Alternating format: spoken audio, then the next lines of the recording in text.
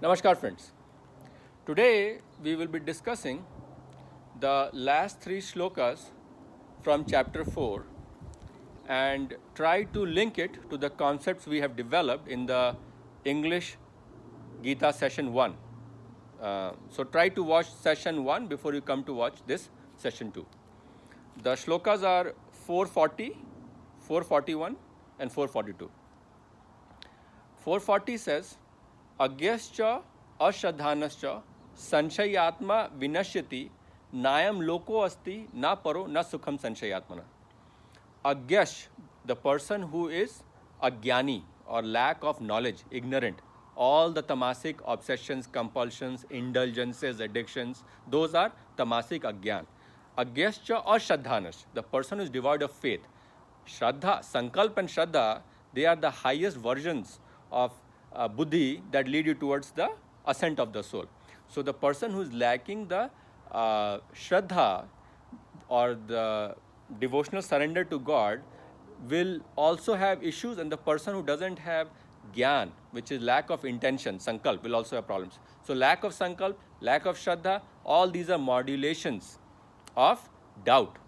And the doubt, Sanshay, Sanshay Atma Vinashati, the soul that is laden with doubt will be falling down further. So that's why Agyascha ashadhanascha sanshayatma vinashati nayam loko asti na paro sukham sanshayatmana. Neither in this world nor the next they will have any sukh or happiness because of the doubt. So the doubt will persist. योग संन्यास कर्मणाम ज्ञान संचिन्न संशयम आत्मंतम न कर्माणि निबधन्ति धनंजय. योग संन्यास कर्मणाम ज्ञान संचिन्न संशयम. A soul that is situated in yoga is fortified with gyan or knowledge. So yog sannyas karmanam gyan sanchinna sanshayam. The doubt, we talked about doubt arising from ignorance, tamasic ignorance, and lack of faith, shraddha. So the individual who is doing sakam karm, the individual who is not doing bhakti yoga, not surrendering to the highest best version of himself, which is bhakti, that person has doubts. The rajasic doubts will create more downfall, vinashyati. So this here he is saying, once you situate yourself in yoga, yog sannyas karmanam gyan sanchinna sanchayam, the knowledge will dispel the doubt. That's why Gautama became Buddha. Buddha is the enlightenment, the halo around him of enlightenment and knowledge. That is Gyan. That is why Gyan is the highest version. Even in chapter 12 it says, Shreyo hi Gyanam bhyas sad Gyana dhyanam vichitya dhyanat karmfal tyaga sad gachanti nantaram. The highest version is Gyan, and then there are other versions. So the ultimate goal of having this sthul sharir with the Karan sharir and the Sukshma sharir is to get the Gyan or the knowledge. So Tasmat Gyan Sambhutam Hristam Gyan Sanatmana Chitvainam Sanshayam Yogam Atishtotesh Bharata. Chitvainam Sanshayam, dispel the doubt, and you are situated permanently in yoga. So that is the beauty of having done yoga. So let's see again. First he talks about योग संन्यास कर्मणाम ज्ञान संचिन कर्मम आत्मंतम न कर्माणि निबधन्ति धनंजय. आत्मंतम न कर्माणि निबधन्ति Dhananjay. This sentence 441 is very important. This sentence talks about once you have gotten the knowledge, you are unstainable, you are immaculate, you are impeccable performer. You will create nishkam karma everywhere you go. Karma will not bind you anymore, even if you incarnate in this world for whatever reason. So that point, you have gone past the logbook of karma, rin anu bandhan. There are no debts, there are no deficits, you are good to go. That is the beauty of atmantam na karmani nibnanti, Dhananjay.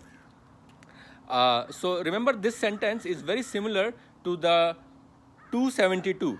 Esham brahmi sthiti par nanam prapva muhati situasam antkalepi brahm nirvanam ichhati. Esham brahmi sthiti par nanam prapva muhati. 272 also says that. Esham brahmi sthiti par. Once you are situated in Brahman, nanam prapva muhyati. After obtaining that, you are not going to be muhyati, deluded. You are not going to be taken into the Maya delusion anymore. But that was talking about Shanti.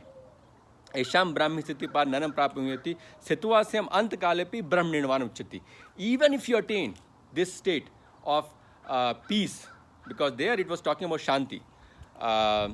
So if you attain peace, then you are going to get in the state of bliss, because there we are talking about desireless, peaceful, blissful. So if you attain peace, how was the peace being attained? आपुरेमाणम अचल परिश्रम समुद्र मापा प्रविशंति यद्वत तदत कामा यम प्रविशंति सर्वेसा शांति मापनोति न काम कामी. If you remain unperturbed, stoic, indifferent to the flow of emotional rivers into your body, which is a sea, you remain unperturbed like the sea, then you are eligible for peace. That's what it's saying. And then Esham Brahmi Sthiti Part Nanam Prapamyati. Once you have been situated in permanent peace, transient peace is craving. Permanent peace is when you are not being affected by craving. So don't get disheartened if you go from permanent peace into transient peace or desireless state. It's okay, because eventually you're going to flow into the bliss, desireless peace bliss. So the beauty is that individual who will dispel the ignorance and the faithlessness by practice of Panch Pratyahar, which is going to destroy your tamasic ignorance, Nidra Alasya Pramad, which is sleep, laziness, and madness, heightened delusion, whether it is from gluttony or lust, anger, greed, whatever those states of heightened delusion are there. One who destroys this using Panch Pratyahar, the 5 austerities that I have talked about, as well as the 3 yoga, Bhakti Yoga, Karma Yoga, Dhyan Yoga, that individual is going to dispel the faithlessness and the ignorance to be situated in knowledge. What is the beauty of knowledge? You don't need to have the Shaktis to manifest anything. Once you get knowledge, and if you get knowledge before you end this life, you have destroyed all the karma bandhan. That is the beauty of Gyan. Even about Kumbhak Pranama, and we talk about Pap Tul Chayana ho pradayat pralagnam tata papinukta tasmat punyani nashet. The Kumbhak will destroy your papas or the sins first, and then it will destroy the punya or the good activities. And that's how you are breaking all the good and the bad repercussions of the activities you have performed, which is called karma bandhan.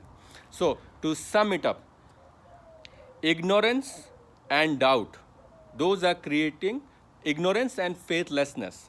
Those are creating doubt in the soul. A skeptical soul is a fallen soul. A fallen soul will fall further down the cycle of birth and rebirth. So it will go in the sink in the lower yonis, lower species, lower lokas, and that is why it will have bad further experiences, which is the way to learn. Some people learn only by punishment, but the other path is to go in the path of austerity, go in the path of Panch Pratyahar and 3 Yoga, because once you are Yog Sannyas Karmnam, situated in the path of Yoga, then you're not going to be dissuaded by the path of Maya. You're not going to be taken into the delusionary forces of Shakti. You're not going to be, again, losing your awareness. So these are ways to build awareness in the soul, because a skeptical soul is a fallen soul. Sanchayatma vinashyati. Doubt-laden soul is going to fall further. And Krishna has talked about ahankar balam darpam kam krocha sanchita mamatma pardeheshu pradvisanto besuyaka tanam dushta kuran sansareshu naradman chipami jasran subhana surishev yonisu asurim yonima panna muddha janmani janmani mam prapye tato yant dhamam gatim. He talks about in a later chapter, I think it was 16th chapter if I remember correctly, that ahankar bal darp kam krodh sanchita, person who has ego, showing power, showing a demonstration of his dumb or arrogance, and calm and krodh, too much of lust and anger. Those kind of individuals, I sink them further down. So that is another evidence that there is reincarnation. That is another evidence that you have further experiences other lives. You can sometimes not only remain in human life, in your next life, depending if you're Rajasic. If you're Tamasic, you will be pulling down, your nose diving down in the lower species. So remember that there are more than one lokas, and lot of lokas. The 7 lokas we talk about, Bhulok, Bhuvarlok, Janlok, Taplok, Maharlok, Satlok. All these are lokas, are experiences of the consciousness in different realms of manifestation, because all the lokas are unfolding during creation and then they are collapsing. There is the big bang which creates the world and the big crunch which will take it back into the dark hole. So my friends, try to establish truth, knowledge, consciousness, awareness. All these things are representative of Jnana, because Jnana is peace, Jnana is Nishkam Karma, Jnana is getting rid of Nirmamo, Nirahankar, Nispriha. because Nispriha is craving, Nirmamo is having emotions, and Nirahankar is having lack of ego. When you have these qualities, then you go in the mode of peace. When you have these qualities, you have dispelled the faithlessness and ignorance. When you have these qualities, you have inculcated permanent truth, awareness, consciousness, or knowledge called Gyan. And once you are situated in Gyan, it's like a concrete cement. It will consolidate you and you will remain there for the rest of your life, and you won't have to incarnate again unless you want to help other fellows. That is a different story. But you don't have to incarnate for the Karma Bandhan, and you're freed from the Jam Mrityu Jara Vyadhi, or the birth, disease, old age, suffering. All that is a part and parcel of biological life. Hope you like this video. Please leave your comments below. Jai Shri Ram.